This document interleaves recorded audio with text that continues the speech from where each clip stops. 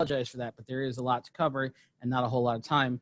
But there was no one who kind of broke it down to like, what do I need to do in order to run my class?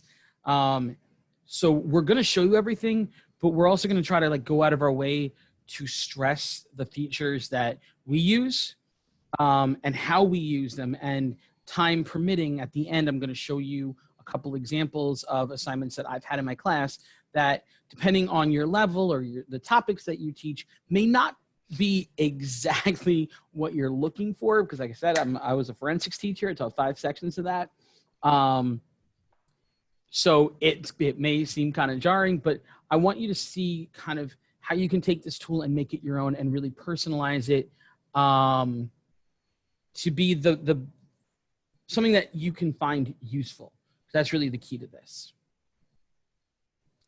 The whole idea behind this is we want you to feel comfortable moving forward. So in September, we want to give you enough that you can create the basics behind it. And then as you go on, basically you can get more in depth with it. And there are different phases to the sessions just to go more into depth. But we want to make sure that when September comes, you feel comfortable. Just like, you know, when September was for us last year, we want to make it feel the same way. That's why we're here for you guys. If you have any questions, and we were just like you. So we're teachers just like you, and we did this and we were in your shoes, and just, it's by playing around with it, just experimenting. Also, I watched some videos on YouTube, and it was really helpful. And I do love this platform. So I had to use both in March. I had to use iLearn for my remote class, and for my in-house, I used actually both iLearn and Google Classroom because that's what they were trained in. I trained them in iLearn as well. And I have to tell you, I prefer iLearn over Google. Just the features are so incredible. So we hope to share that with you between today, tomorrow, and Friday. All right. So before we begin, we have to get into your sandbox. So I'm going to show you, in case you just, you know, maybe you forgot. Let's go. Maybe this is your first day today. So welcome, if it is. So in order to get into iLearn, you're going to go into iLearn.NYC. And here is the screen that you're going to have in front of you. So what you're going to do is you're going to sign in as if you were going to access your DOE email. It does take me straight there because I'm always in it. So you're just going to click sign in, and you'll have a screen where it says to put your email and your password, which you would use for your DOE. And here you are. Here is my sandbox. Now, just before we begin, I want to give you a few minutes to get into your sandbox. If you have trouble accessing it, if you could please put it in the Q&A. We have panelists here that can help you with that. Myself as well as Brian could also help you with that. Moving forward, before we go on, we want to make sure that you have the sandbox in front of you. If you have any questions, if you could please put it in the Q&A. That's at the bottom of your Zoom. There's a chat box and a Q&A. Please put any questions you have in the Q&A so we can help you.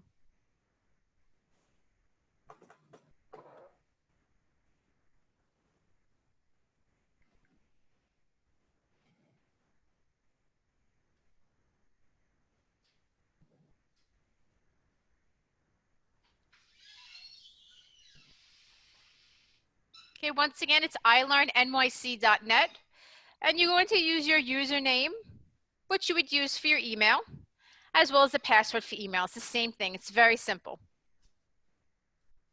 Now, today what we're going to be doing, we have a few objectives, and the main objective is we're going to show you how to create the assignments using the assignment tool. We're also going to show you how to grade and provide feedback on the assignments. So I'm going to show you the various tools that we're going to be using today, and I'm going to show you the 3 ways that you can create an assignment. Okay, so today we are cohort 204. So we're going to continue the sandbox that you have been working on with Jeannie and Jen on Monday and Tuesday. So this should look familiar to you.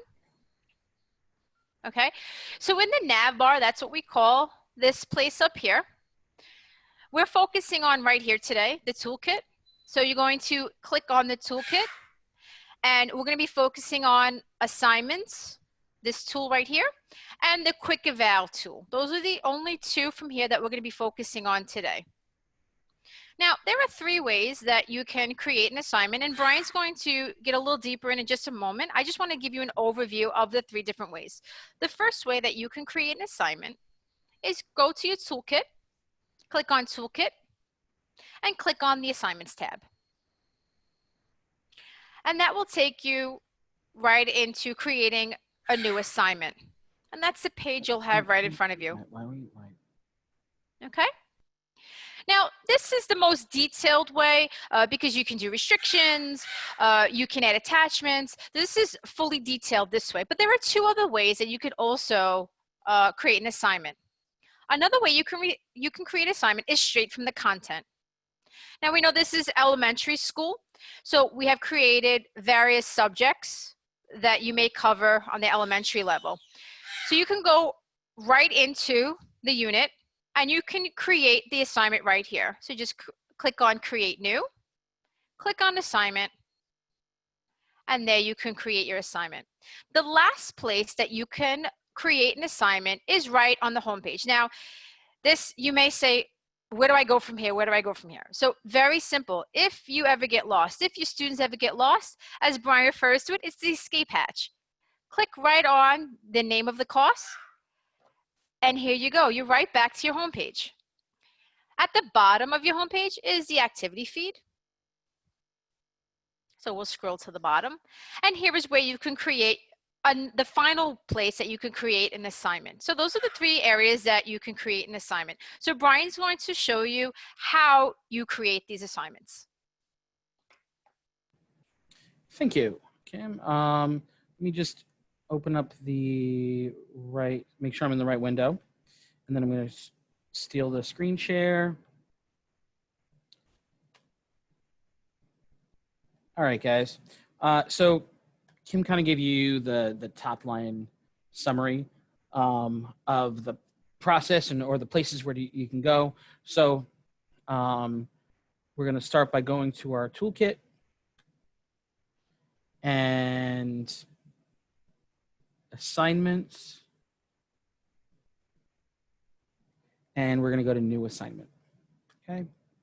We're going to focus this session and Fridays on something a little more content related and not just a like a welcome back. I know that was the theme of your first 2 days. Figured let's kind of change it up a little bit, get a feel for like how I can use this day-to-day kind of stuff. Okay. Anything that is absolutely 100% required is going to have an asterisk next to it. Odd thing is, there's only 1 asterisk on this whole page. You got to give it a name. More than that, they don't care. I don't understand. Okay, so what I'm thinking is, let's do something with fractions, because math, it works at a lot of different levels. Let's look for real world examples of fractions. Okay, so that's what I think our assignment's going to be today. And sorry, I have a lot of little windows that are popping things up. There we go. Okay. Now, the instructions section is self-explanatory. It is where your instructions go. It's where you have to tell the kids what they need to do. It should look very familiar, though, because it is formatted as an HTML editor. You don't actually need to know HTML in order to use it, which is the great thing. But this is the same box where you are, when you're creating content, when you're giving feedback, when you're making an announcement, they all look exactly the same, which is one of the nice things about iLearnNYC is there's a lot of repetition. So if you learn one particular skill in terms of how to create content in one place, it's very easily transferable to other places within the same platform, right? So you should have seen already insert stuff, the little play button looking thing, where if I needed to include something as part of my instructions for my computer, maybe I have a file that I want to attach. There's other places you can do it, but maybe I want to put something here.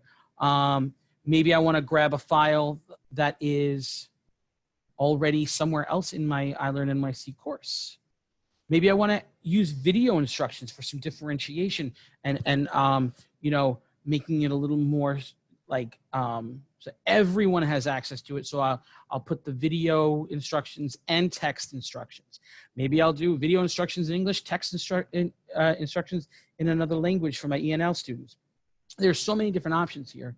I'm going to show you something with the insert link in a minute. So it doesn't just need to be a URL. It can be another type of link.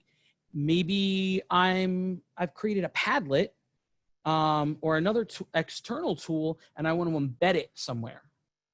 I can grab the embed code from that website and enter it here. So insert stuff, there's just so many options of things that we can do, okay? If I want a picture, I can grab it from my computer. I can use something that's online, or I can take an image that's already in existence in my class and post it. Or I could also do quick links to course material. This will just be a URL. It won't actually like embed anything. Or I could even put a URL, a link to an external website. Okay, so those are a whole bunch of things that we can do. I can format the font, change the color, change it bold and italics, everything. So let's say for this, I want students to do a search online for a picture that represents a fraction. Paste the picture into a Word document. Add a 2 to 3 sentence just explanation about how it represents a fraction. And then upload the Word document below. And you know what? I think it's going to be important to include a little bit of like a review, a refresher. So I'm going to show you how to put a YouTube video right into this instruction window. Everything that happened, that you do, everything you want to add, it's going to go wherever your cursor is. So if I leave it right here, it's going to put a video after that R. So I'm going to move my cursor to for the very beginning of this. I'm going to push enter so it moves down a line, and I'm going to leave my cursor on this blank line. Now, inside of iLearnNYC, there is an option in some places to insert from YouTube. It doesn't always work as well as we like it to. I'm just going to kind of let you know that it's a little wonky. There is a better way to do it that always works. So I'm going to switch to another tab real quick. I went to YouTube. I searched fractions for kids. I found this video. I said, you know what? I like this video. This is good. This is perfect for my purposes. So I just highlight the web address, the URL, and I'm going to copy that. Okay. I'm going to go back to my assignment, and now I want that video to go right here. If I just paste the web address, it'll put a link there that students will have to go to another window. I don't want that. I want everything to be one-stop shopping. But if I go to insert stuff and then insert link, now I can paste that web address, the URL, to my video and click next. And you'll see when I scroll down, here's a preview. It's going to take the video that I found on YouTube and place it, when I click insert, right into my instructions above my, my typed part. Okay. Now, when I'm done with all those instructions, there's a couple little tools down at the bottom that are pretty important. I forget the first one all the time, and then kids make fun of me. Spell check. So you have a spell check. You have an accessibility check. Remember, this is in every single time you have the HTML editor, this screen, all these things are here. Accessibility check. If you have students who are visually impaired, first thing it's going to do is check to see if there is anything that a screen reader would not be able to pass along to your students. Okay, and it'll give you the little error. It will also check some colors to see if there's enough contrast for students who are sighted, but they, they need high contrast to be able to pick things out. Okay, so that'll show up there in accessibility. I'm going to skip over this one because it scares people because it's actually HTML, like web code. And I'm going to go to preview. So when I click on that, it actually gives me a full screen of what will my students see. Okay, I like this. I know that this looks good. This makes me happy. If I want to see everything in a bigger view, because this is a pretty small window, these 4 arrows will go to full screen, right?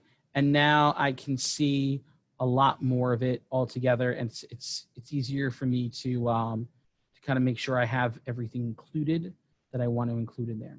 And I can toggle back by clicking those 4 arrows one more time. Okay. Just move a couple things, get them out of my way. All right. Let's talk about attachments.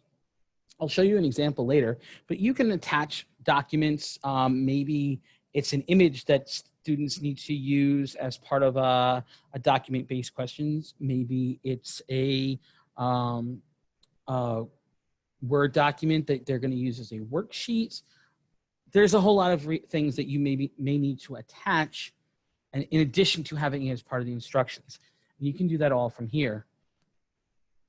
File from your computer, link to something that's online, an existing activity within iLearn, or you can take from your Google Drive and your OneDrive. I'm going to tell you right now, everything that's in Google, it works. It will work much better, and that will be improved soon. We're actually hoping that everything's going to be up and running and 100% functional come September. But right now, some of the Google things are a little difficult to work around, and I'm actually going to show you something right now. I don't know how many of you are familiar with Google Classroom and the fact that inside of Google Classroom, you can create an assignment, attach something from your Google Drive, and click a little button that says, make a copy for everyone, and everyone gets their own copy that they can edit, and it automatically shares with you. Full disclosure, this doesn't do that. iLearnNYC does not have that capability, okay? But there is something that you can do. So here's a little scenario. I've used some Google Drive items with my class, and up at the very top of every single thing, be it a Google Slides presentation or a document, I have in big, bold letters, go to File, make a copy.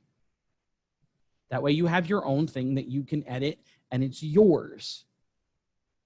And every single time that I've had one of those assignments, invariably there's 1 or 2 kids who send me a request for editing rights because they didn't bother making the copy, even though that's the very first text on the thing. So I wish I had known what I'm about to show you. I wish I had known this then. It would have made my life so much easier. Brightspace is the company that makes the platform on which iLearnNYC lives, and they're in other schools as well. So there's a school, I think it's in Ontario, that they created a little tiny video, it's 2 minutes long, it's going to show you a little shortcut so that your students will be forced to make a copy of anything that's made in Google Drive. Once they click on the link, and they'll never be requesting access from you. So I'm going to share that video with you guys right now. Again, it's only 2 minutes. I'm going to pause it at like the, oh my God, this is super important part. And rest assured, we have everything that we're going over, or a lot of what we're going over is in the slideshow, which will be shared with you guys, okay? And there is a link. I made it a little tiny just so it's not like screaming at you, but you can actually access this video again after today if you want to go and visit it again, okay? So let me just show you this video. I'm going to shut up during the presentation, and then we'll come back and we'll finish up creating this assignment.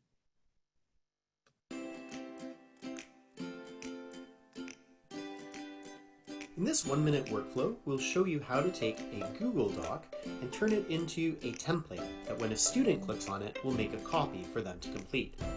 This kind of workflow would be good if you want to create a worksheet that your students complete and then submit into Ontario's virtual learning environment. Here I have a document that I wish to make into a worksheet. I'm going to click on Share, and I'm going to change the sharing permissions so that anyone with the link can edit the document. So I'm going to click on Advanced, and I'm going to change the access so that anyone with the link can edit the document. I'm going to save that, and now I'm going to copy this link. When I go into Ontario's virtual learning environment, I'm going to create a new content item. This will be where the worksheet is. I'm going to put it into my biology unit, so I'm going to click on Add and click on Web Link. I'll now paste that link in, and where it says Edit, I'm going to change that to Copy.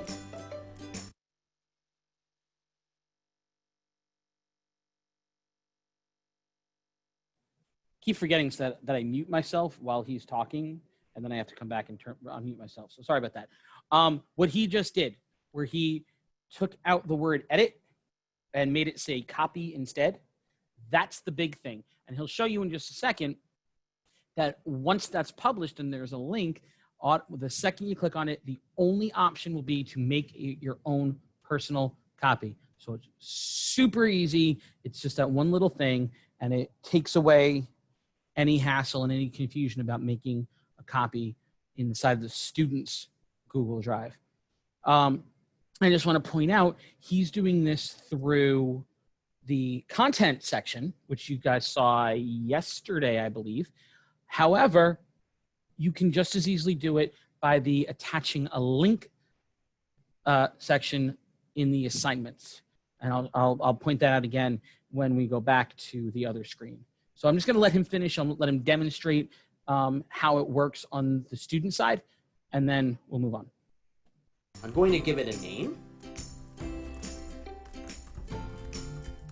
And I'm going to say that it needs to open in a new tab and make sure that it's visible to the students. I'm now going to click on Save. Here you can see the link has been made. When I click on Open Link, you'll notice that it asks to make a copy. The student will then have a copy saved in their Google Drive. When they're ready to submit the assignment, they can simply attach that Google Drive file to their assignment folder. Ontario's. And that is the end of that.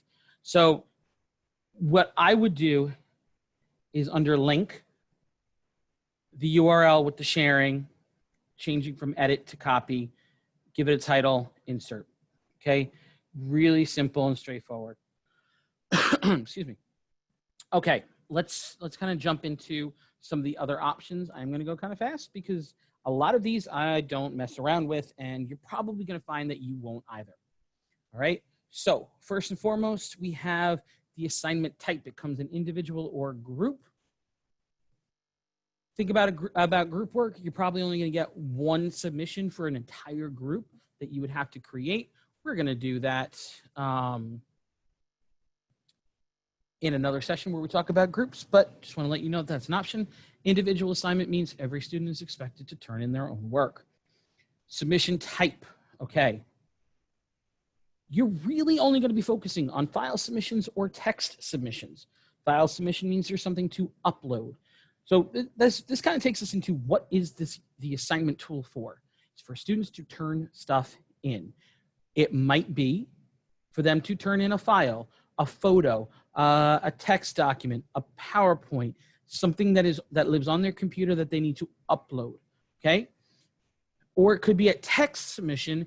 Maybe I'm just going to give them something where they have to answer in one paragraph. I don't need them to create a whole new file and do all these special whiz-bang doodads. It's not necessary. They can just type it into a text box. If a student is going to be submitting from Google Drive, two ways you can go about doing it. It all depends on how you create the submission type. If you say it's going to be a file submission, then they will have to go from Google Drive, and I'll show you over here from our presentation, they'll have to do file, download as a PowerPoint or a PDF or whatever. They'll have to actually download the thing from their Google Drive or Slides and then upload a file. Or alternately, what they could do is get the sharing link and they can paste it into a text submission box. So it depends on how you go about creating your assignment the best way. I like to, in general, in my instructions, talk about what they need to do, how I expect them to submit. That way there's never any questions. That could be something that you do in a video note. It doesn't have to be written, but I would really recommend that you make it very, very clear what your expectations are. Okay? Do you want to keep all submissions or only the most recent one? Depends. Do you want to show a writing process? Do you want to show, you know, different drafts? Then keep all submissions. If you only care about what the final piece is, then only the most recent one is kept. That's up to you to choose. I generally leave it alone and let everything be kept. I don't use the notification email because I don't need a new email for every single time a student submits a file to this assignment. It floods my phone and I get twitchy when I see notifications that I have to go and check. Under category right here, you can create categories. They're more for you and less for the students. They're good for organizing your stuff, maybe by chapter, by unit, by month, by marking period. It's up to you. It's kind of like, how would you organize files in a filing cabinet? Do the same thing here. Under evaluation and feedback, score out of is how many points can a student possibly get. Short things, I tend to do 10 points, but that's me. Beauty of iLearnNYC is it is your class.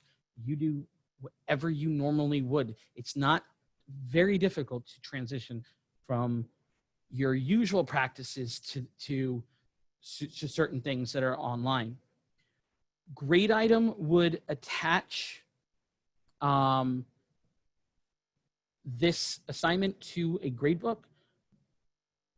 Both the grade book and the rubrics, which are down here, are coming up in much later sessions in cycle 2, in phase 2. There'll be another cycle of training sessions, and that's when more advanced things like our rubrics and our grade books are going to be discussed. But here's the nice thing. I'm going to let you know this. You have your sandbox right now. It's for you to play. You cannot truly mess anything up. Assignments you don't like can be deleted. Settings can be reset. Don't worry about anything, but feel free to play around with things even if we haven't gone over it yet in our sessions. That's what the sandbox is for. The sandbox is not your course. Later on, as we get closer to our school year, which it scares me that we're as close as we are already, your course itself will be made. It may be it's your class if you're a K-5 teacher and you have all of your subjects. If you are,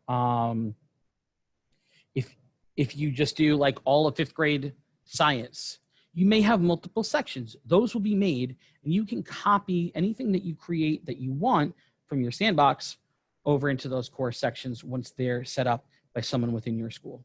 Okay, so know that this is a safe place to play when in your sandboxes. Okay, and again, these are all settings down here that I don't really use. And you probably won't find yourself using often. Restrictions. Now these are a little more, little higher level. I'm gonna go through them kind of fast. If you create, let's say right now, this very moment, you have like this masterful brainstorm to create something that you probably won't use till October. Well, you don't want your students working on it until October when you do that, the content that goes along with it. So it might be worth your while once it's created to hide it from users for now. And later on, you can make it visible so that students can work on it. Because I have found If it's available, someone is going to do it out of order. So I do a lot of restrictions that make it so that only what we've done and what we're doing right now is visible. All the old stuff, nothing new yet. And I release it as we get to it because I don't want people jumping around and being completely out of order. My content is built like a storybook. So you can't do chapter 6 if you haven't read chapter 5. You can't take do an assignment that goes along with the content if you haven't looked at the content first. So I will often use hide from users. Due date, it's exactly what it says it is. Work can be submitted after the due date without any penalty. Just it's going to say that it was turned in late. For some reason, I have always picked assignments are due at 6 o'clock. It's a thing that I do. I don't know, but that's what I pick. Okay. Start date and end date. Just be careful with. Start date will be the first time that the student can actually open it up. They will see it in their content hierarchy if you've added it there, but it'll say it's unavailable. If it's before the start date, it will say it's unavailable after the end date. So just be careful because it's still visible, but not usable. It can be kind of messy.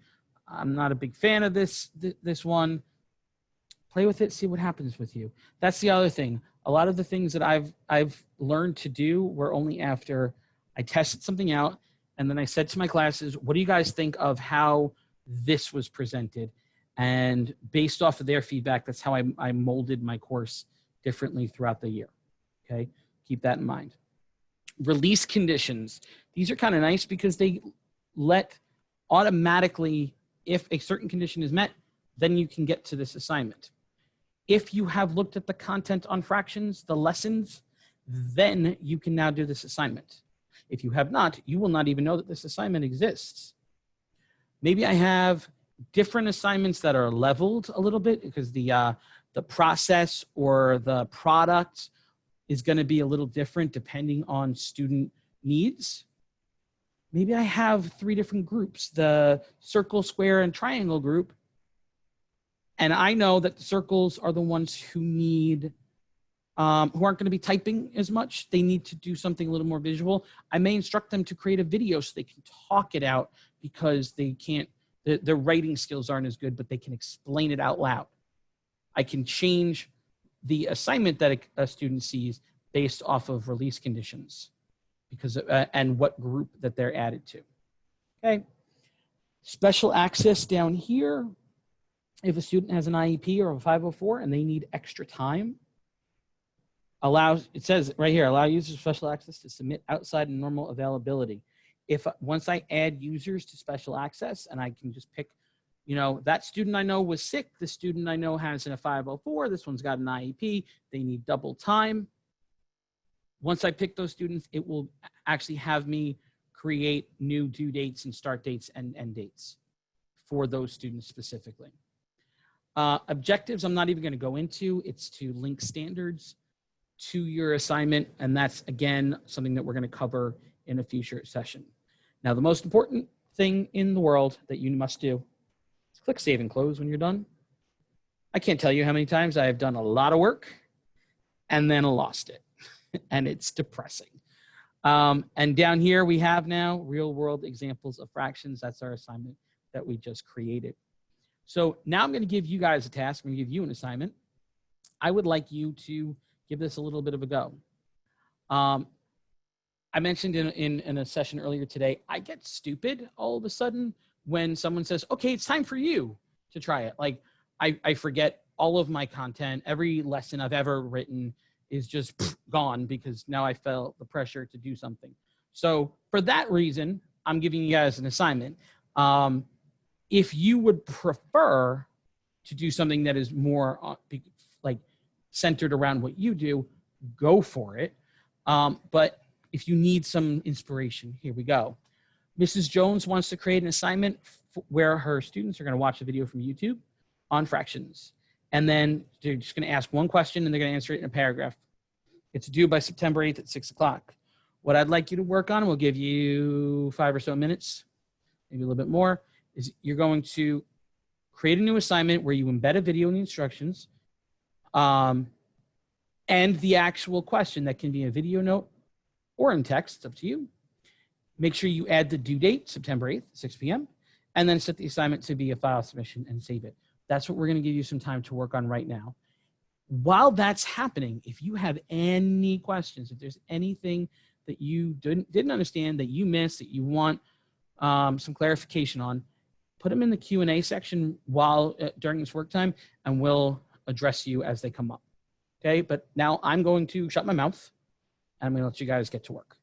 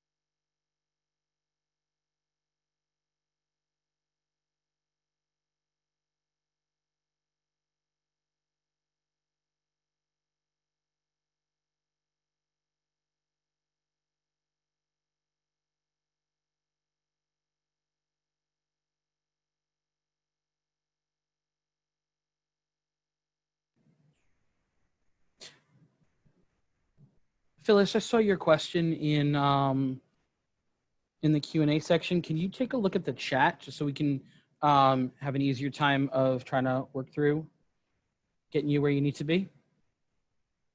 It might be blinking right now and say you have a new message.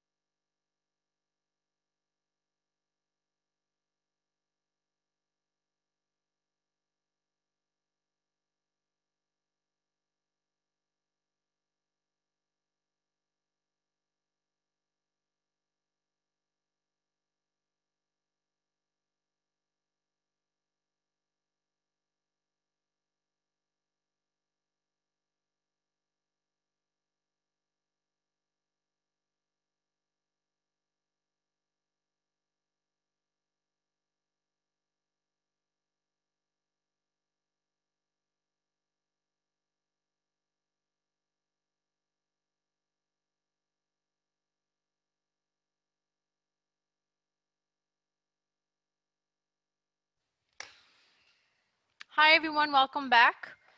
We're going to continue now with where do we put the assignment once we create it. So I'm going to show you where to put the assignment and why we should put the assignment in this place. I'm going to show you in just a second. So we're back to our sandbox and you have the assignment that you created. Now we want to make it as easy, as simple for the kids as possible. And this goes amongst all levels, K to 12. We also want to make it easy for the parents because we know many of the parents will be helping their children out during remote learning. So we want to make it very easy for the students as well as the parents. So what we're going to do is we're going to put the assignment into content. Okay, so you're going to click on the content tool right here in the nav bar. And as you can see, Jeannie and Jen created on Monday with all of you to set up the content here and divide it up into subjects. So since it's a math lesson, I'm going to put it in the math unit. Now there are a few places within the unit that you can place it. So this is the main unit, just titled math. In math, we could be doing fractions, decimals, whichever. So you can place it wherever. Again, this is your sandbox and you can do as you may with it. So you can place it right in the unit. You can place it within the lesson. That's entirely up to you. So just for today, we're going to place it within the unit. So what you're going to do is you're just going to click on the unit. And since you created the assignment already, we're going to click on Add Existing. We're going to click on Assignment. And as you see, there are assignments that we created today. So I'll just click on Real World Examples of Fractions. And there it is. Now, there are two things that you could do with this. So for example, what I like to do is like on a Sunday night, if I have a couple hours, I like to plan for a few days out, especially now that I have two kids. I have one in high school and one in junior high school. I have to teach them at home now. So I have to manage my time. So if I have like an extra hour or so, I might plan ahead. In that case, I would hide the assignment from the students. And sometimes, you know, the night before I'm planning, depending on what my schedule is. So I have to make sure to toggle it that the students can see it so it's visible. Now, with that being said, I also have to keep in mind that wherever I want the assignment, it has to go into the proper area. So if I want it in the unit area, I have to make sure, as you can see the dashes, that it lines up correctly. And then once I close out the unit, as you can see, it's nicely into the folder. It's really neat and organized that way. So what I'd like to do is I'd like to show you what the students see, which is, it's clearer and it's very easy to read, because I know some people had some questions about, you know, what did the students see? It's a little different than what we see.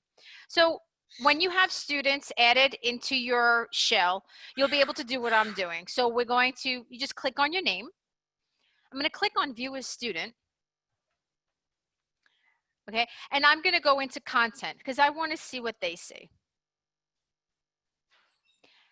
And as you can see, it's all laid out for them. Okay, they go right to the unit. We're working on our math unit. Okay, and here is the assignment right here. So I'm going to click on the assignment. And as you can see, it takes me right to the assignment. So again, we put this assignment in the content area because we want the students to be able to access. We don't want them to be clicking everywhere. We want to make it as easy as possible for the students to access the assignment. Again, if you have any questions, please put them in the Q&A section, which can be found at the bottom of your Zoom account, the Zoom screen. Okay, so that's the student view for iLearn, which is really, really cool. Now, as we said earlier, the assignment could also go on the course homepage at the bottom where it says activity feed. Okay, right here as well. But the content is really easy because it's all in one area, so the children aren't clicking everywhere. Again, we want to make it as simple as possible, especially for the younger ones. Okay, Brian, I'm going to give it back to you just to explain how we can grade and assess the assignments. Perfect. And before I do that, I am going to just show you very quickly how to actually add our assignment to our homepage.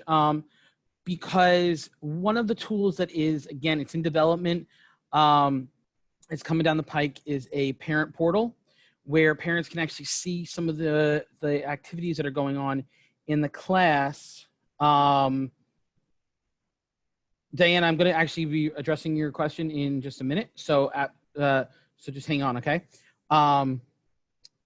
So parents can kind of see some of the things that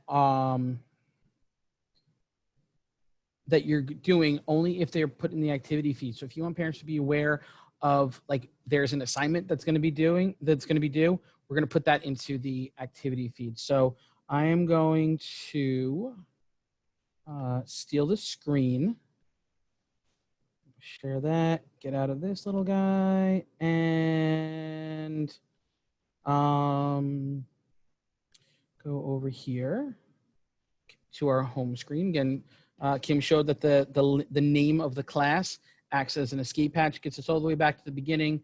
I've had kids who just got lost. They're like, I don't know where I am. Just go back. It's easy enough. Okay. Now, in the activity feed, there's two different ways that you can do it, and what you do is entirely up to you. All right. I'm going to show you two ways. So first of all, I really prefer making my assignments from within the assignment tool, like as I showed you, because it has all of those options and features. So I may just say, watch the video and follow the instructions on the attached assignment, and then attach. And I can upload something different, or I can attach a link to an existing activity. Click on that bad boy, go into assignments, and then there it is. And when I post it, there's so many windows. Sorry, guys. Post. Now there's a link that'll go to the assignment for students. The other option is to actually embed the assignment right into the activity feed. Now, I can start a brand new assignment, but if you look, there's only the name, instructions, due date, file submission. That's all it's given me. So it's limited in comparison to the other tool. However, if I select an existing assignment and click on our real world examples of fractions, now it gives all of it, including the instructions. And I'm going to actually show you in another window. I'm logged in as a student. I'm going to show you what that actually looks like for the students. So switch over to that real quick. You'll notice it up at the top. I am now student 30 demo. Okay. And I'm just going to refresh this because I haven't refreshed it since before we started today. If I scroll down, okay, on the teacher side where it says submit, it actually shows how many of the 3 students that are in this sandbox class, how many people have submitted. In this case, it lets students read the instructions and then submit something. Or it'll give me a link to the assignment and the submissions. Okay, so those are the options there. Okay, going back to our homepage. So I just want to make sure I'm going into the right account. I think that's the one. Let's see. Nope. My apologies. I have 2 screens that look almost identical. Is this the teacher version? This is the teacher version. Okay. I'm going to show you what it looks like when we have a submission. So student 30 saw that assignment in the activity feed, and now they have turned something in. The real question is, where the heck do I find that? So I'm going to go to my toolkit. I'm going to go to assignments again. And I can see right here that I have a new submission. One of my 3 students has completed it. I have not evaluated or provided feedback for any of them. If I click on the link here, it'll take me to the editing option. So to address Diane's question, I just go back to the assignments and I click on it and it'll let me edit. I can also go to the drop-down menu here and select edit assignment, which is the same as clicking on the name. So it's kind of unnecessary. And then I can also use this to view submissions. Okay. So now I see that I have a submission from Student 30 Demo who uploaded a particular file that, as their answer to this question. Excuse me. So let's look at what we can do.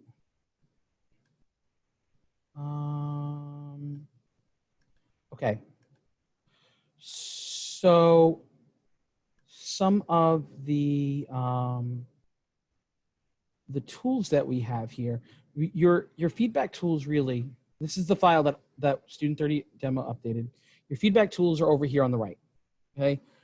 The ones that I have found most useful are the drawing and the highlight, okay? So let's say I have a student who, they have to write a short passage and they have to upload a file with that. I'm going to, and I let them know that my standard for feedback is if you have a sentence that needs some work or a passage that needs some work, I'm going to highlight it in blue or yellow, and anything that is absolutely awesome that like, that is what I'm looking for from you, I'm going to highlight in green. So I can do that and then highlight right here, and it's going to stay there as a green highlight. Maybe I want to draw something and I can change all the colors, or I want to label the slices of pizza that represent the different parts of the fraction. I happen to have a touchscreen computer, but if you're using an iPad, you can do this also. Or you can use your mouse. The next tool I really enjoy is, I'm actually going to go to the little arrow here. We can draw lines and arrows. So maybe I want to point directly, whoops. We delete you. Okay. See, all I pushed was the delete button on my computer. So I want to point an arrow at number 4. Boom, there it is. And I can say the pink arrow is pointing at something, something, something. I can add a Post-it note that's orange, because this student did the picture, but they missed some important things. So it's not a green, it's not a red, it's going to be somewhere in the middle. This is a great picture for the assignment, but where is your explanation? Please be sure to read and follow all the steps next time for full credit. Okay, and that just leaves that Post-it hanging out there that you hover over it, it can be seen. Now there's more formal feedback that you can give over here on the side. So this, for the score, you know, the picture is a great example, but the explanation is not there. I'm going to call that a 6 out of 10. Okay, and for feedback, well, I could record audio and explain the score that way. I could do a video note or record a video. I could put a link to some of the content. Let's see. What do I want? I'm gonna go to content, and there's so many windows open. Math and functions presentation. So watch that video. Watch this for some refreshers, right? So there's my feedback, and then I want to click publish.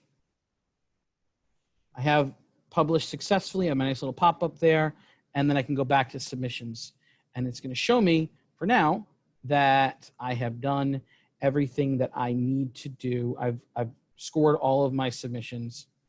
So what else can I do? Well, you may wait, I don't know, you score on Tuesdays and Thursdays. You score this week's stuff for Tuesdays and Thursdays, and then on Monday you'll do anything that you'll play catch up. Okay? So you might have more than one assignment that you need to score, and it's a little onerous to go into every single assignment and look for all those submissions. However, inside the toolkit, we have our quick eval. And the quick eval tells us all of the submissions, all of the work that needs scoring for everything in this entire class. So if I had more than one submission, they'd be listed here. I love seeing the "you're all caught up" cat because it tells me I'm on top of my game. But if you're a cluster teacher, if you're a 612 teacher in a certain content, you might have more than one section. So if you go to the 3 dots over on the top right and you select multi-course quick eval, now it's going to show you work from all of your classes, all of your sections, and you can sort it by student. So maybe student 30 demo's father called and said, I had my kid make up all of the work. I need to know how my student's doing. Okay, so let me just go in and see all the work that student 30 has done so I can give dad some real quality feedback on his progress. Or maybe I can tell cohort sample cohort B sandbox that class isn't quite getting it. And I want to really go through one particular assessment from them so I can kind of figure out how to tailor my instruction. I can sort by course. Maybe I'm not in that course right now, but I can just focus on these assignments so I can get a good feel for like, what do I have to do for my instruction going forward? I can sort by submission date. I can filter by a whole bunch of stuff, and it's only going to show that work. It's really nice. Okay. Now, the one last thing that I want to do before I hand it back to Kim for a few minutes is I want to show you what a student sees based off of this feedback. So I'm going to go back to student 30 demo's account. Okay. And from the home screen, I'm going to show you how they can get to viewing that feedback. Now, clicking on the toolkit, in my experiences as a student, as a teacher, if I wanted to see my grades, I'd click on grades. However, if you haven't set up a grade book as the teacher, you're not going, the students will not see anything there, right? No items found. Even though I know for a fact, it's even going to be a little thing here saying that this was released. My teacher gave me some feedback, right? I can go to the toolkit and go to assignments. Oh, look, fraction examples, 1 submission, 1 file. I got a 60%, 6 out of 10, and there's feedback I can look at. So I click on unread. And now I can look at the file. I can look at the inline feedback, that overall feedback where I put the link to the video or the presentation and said, watch this for some refreshers. That's up here. But if I want to see the specific notations on the paper itself, click on inline notations. And here, the highlighting that was put on here, all the drawings, the arrows, and even the post-it is all visible. Okay. Kim, do we want to go over some of the resources that are available and maybe talk about that survey while you're at it? Absolutely. Excellent. Excellent. Thank you, Brian. Sure.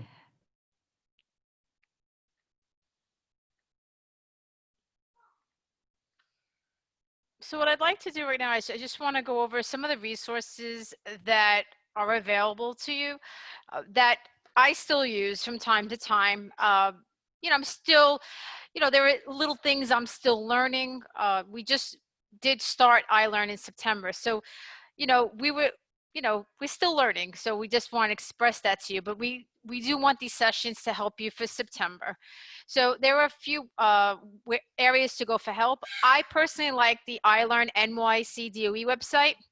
I also love the D2L YouTube channel. What's great about the YouTube channel is that teachers actually will show you step by step how they created their sandbox. So it's really cool and it's very friendly. We also have office hours today and every day. Today, Brian and I will be quote unquote in the office from 3 to 4. In the chat, I did put the Zoom link to our office, and we will be there from 3 to 4 to answer any questions that you may have. I also put in the chat, if you can please fill out the survey. We are cohort 204. If you could please, that will help us because we will be continuing to do these presentations for the next few weeks, and we would love feedback from you guys. What worked, what didn't work, things you love, things that we could change, and then we will see you again this Friday. So tomorrow we will be participating. Tomorrow will be the portfolio, and then Brian and I come back on board to show you about quiz and how to set up Zoom accounts. So that's what we'll be doing on Thursday and Friday. Now, there's also some other great resources out there. Facebook actually is a great resource. They have a lot of tech people on there. If you have a question, they will help you. They'll answer right away. Definitely, as I mentioned before, iLearnNYC definitely has some resources as well. So there's a lot out there to help you. Also, we have great implementation managers that are out there as well to support you, as well as Brian and myself and Jeannie and Jen. We are all here as well because we want to help you to be successful. We know what it's like because we were in your shoes not too long ago. So we want to be there to support you if you have any questions, because we want this year to be successful for you. We know going into it's a little rough for us as well. Not knowing what's going to happen. So we just want to make it an easy transition for all of you. So at this time, we have about 5 or 6 minutes left. If anyone has any questions, we would love to answer those that pertain to today's assignment tool. And also, I just want to point out, I'm putting another thing in the chat. So we shared the links to the survey. In the survey, there's a drop-down menu that asks what session you're in. Your cohort 204, and this is session 3. So you have to find 204 session 3 in that drop-down menu. We appreciate all the feedback that you provide, and we'll be using it to make even Friday a better day. The link before that with the bit.ly is for the office hours. If you have any questions that you need a back and forth so we can address them the best, I really recommend you come into the office hours at any point today, tomorrow morning, tomorrow afternoon, Friday morning, Friday afternoon, whenever you can. It's open topic office hours. So it's whatever questions you come with. We're not presenting, we're just helping. And then I also put a little thing in the chat that NYC Schools Tech is a group on Facebook with a whole bunch of great people that some are official DOE people, some are just teachers like the rest of us. And when people post questions, it's a really great community where people are very willing to provide whatever kind of guidance they have based off of their own experiences. Again, if you have questions, put them in the Q&A. If you are done, you don't want to hear any of our voices anymore, thank you so much for coming. If you want to stick around for the next 4 minutes, and because I'm going to just share my screen, and I'm going to show you some examples of a couple of the assignments that I created throughout my year as a forensic science teacher, just to kind of give you some other ideas of ways to use this tool. If you want to stick around and take a look at that, you are totally welcome to do that. Okay? So whatever you like. I only have 3 to show you, and I'm going to talk super fast through it, but at least it'll let you see some options that are out there. All right. That, I think, yes, share that. Okay. Oops, someone popped in. Where can I get assignments? Phyllis, I can help with that. I'll help with Phyllis with that. You got it. Okay. Phyllis, I think your best bet is going to be to come in to our office hours in about 15, 20 minutes, just because I think we need to chat a little more. And again, anyone who wants to be able to like have back and forth, because the Q&A doesn't really offer that option, office hours is going to be great for that. But okay, so I am in as a student. I'm viewing another course as a student, and I created I copied some assignments from my other classes. Okay, so background, forensic science, let's remember that. We discussed how to, if you delete an assignment, will the grade also be deleted? Yes, it will. Yeah. So we discussed how lineups should be done, photo lineups. We talked about the proper procedures and all that. And so I came up with a scenario here. I provided it in English and Spanish, and then had a photographic lineup that is part of the scenario. Students are asked to give me 4 to 6 sentences that are basically, what did these people do wrong in the lineup? So how was the investigation not done to the book? I like providing non-examples and asking my students to tell me how it is a not example after they've been taught the right way to do things. But because it's only 4 to 6 sentences, I only asked for a text submission. I don't need them to give me a big whiz bang document. It's just unnecessary. It doesn't fit this assignment. I just need to give them an answering space, right? If I wanted multiple choice and true false and matching and this and that and the other, that's all quiz tool stuff. If I just need like a short answer assignment where they're showing me their thought process, the assignment's really good, and I would just use a text submission. So there's one example. I specifically picked ones that kind of show a couple different ways that you can do things. So time of death, we talked about this in some of our content readings, and I asked them to make me a infographic using an outside tool, and then download the picture that it creates and upload it. So remember I said I always tell my students the best way to submit: save your finished infographic as an image, upload it here. Oh, and because you can in any of these HTML editor things, I found a PDF online that is the entire chapter about this stuff from another book. So I said you can use the resources that you were already provided online, or read through this if you want to add some other details. So I embedded that as an option for my students to use, and they're going to do a file submit of a photo of their infographics. And honestly, PictoChart, I love it because it's free and the kids really seem to enjoy it. I got some of my best assignments from that. That's just kind of putting that out there for you guys. And finally, here's one that has an attachment, because we're just about up on time. Download PDF, type into the boxes, and check them off. This one in particular, I created using Adobe Acrobat Pro.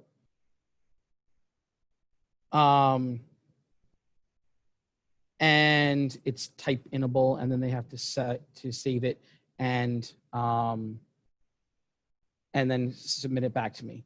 Again, I know this is not what you guys are probably going to be doing with your classes. I wanted to not show you didn't want you to focus on the content of this.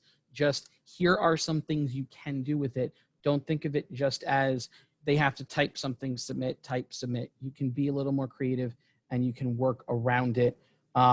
So this was just things that we've done. But now it is 2:46. We've actually gone over by a minute, and I apologize for taking up that extra time. Again, office hours will start in 15. And if you have any specific questions or you want a little more individual guidance, feel free to join us by going to that link the bit.ly link. No, yes. And please do the survey at the tiny URL link. Thank you very much, everyone. Have a great day, and we will see you soon. Bye-bye. Thank you. Take care.